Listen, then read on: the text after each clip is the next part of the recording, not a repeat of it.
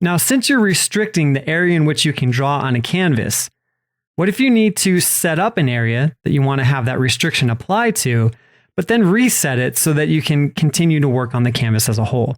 Well, that's exactly what this demo does. As I run it, you'll notice that I have this sort of odd shape that's been drawn onto the canvas.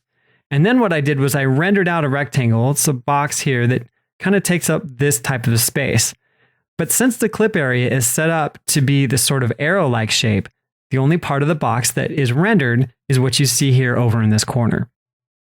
But after resetting the clip area, I render out another box, and you'll notice that if the clip area was still in play, only this part of the box would be rendered. But in fact, the whole box is rendered because the clip has been removed.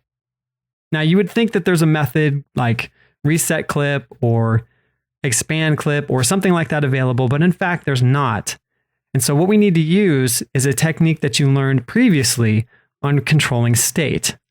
So the way that you reset your clip area is to save and restore state.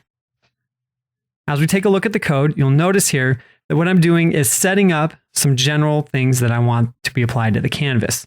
So fill style, stroke style, line width, and line cap. I want that to apply at all times. Then what I'll do is go in and call context.save. At that point, I can set up my clip area. So this code here simply draws out the geometry here. It creates a starting point, it gives the instructions to path the line, and then it calls stroke. At that point, that area becomes the clipped area of the canvas. So any changes made at this point will only show up within the shape that I've drawn. So then I'll call fill rectangle. This creates a rectangle at the 0, 0 position, 215 by 215, so it's a pretty big box actually. And of course, the only thing that shows through is what's on that shape. Now, I included this in the comments just so that you might save some time if you do try to do this.